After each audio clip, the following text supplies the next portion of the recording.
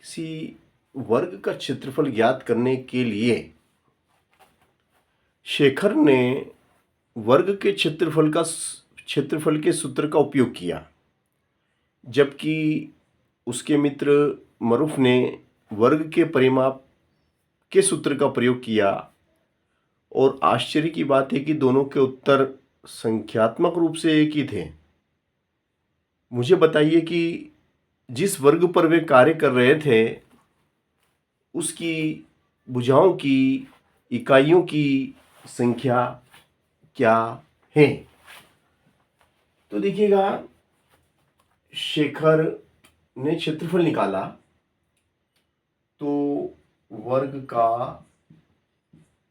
क्षेत्रफल शेखर द्वारा निकाला गया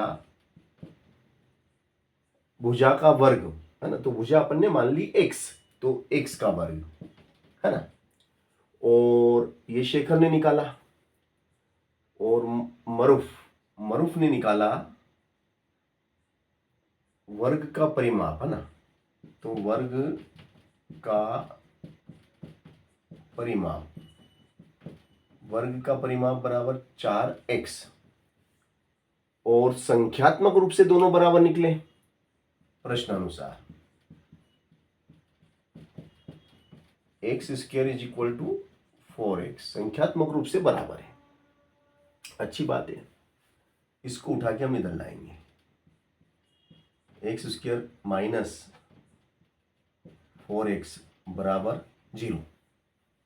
x स्क्वायर माइनस 4x बराबर 0।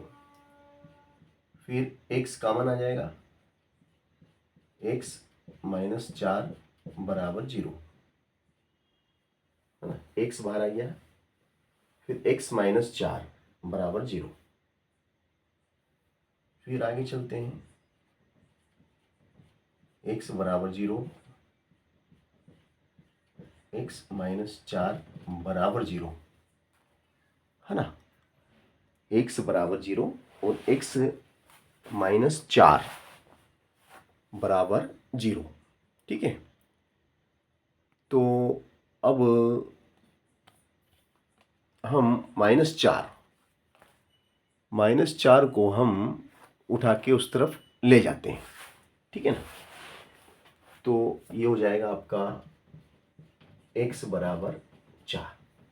तो x बराबर 0 तो अस्वीकार हो जाएगा, x बराबर 0 तो अस्वीकार हो जाएगा। x बराबर 4 यानी कि 4 का वर्ग 16, 4 गुणित 4 बराबर 16।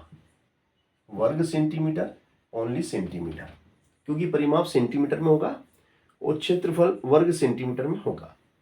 और देखिएगा, दोनों के संख्यात्मक मान समान है, दोनों 16 16 हैं। तो x बराबर 4 यानी कि 4 सेंटीमीटर भुजा वाला वर्ग इस शर्त को पूरा करता है कि उसका जो क्षेत्रफल होगा, 4 सेंटीमीटर भुजा वाले वर्ग का जो क्षेत्रफल होगा वो उस वर्ग के परिमाप के बराबर होगा। तो भुजाओं की इकाइयों की संख्या 4 है।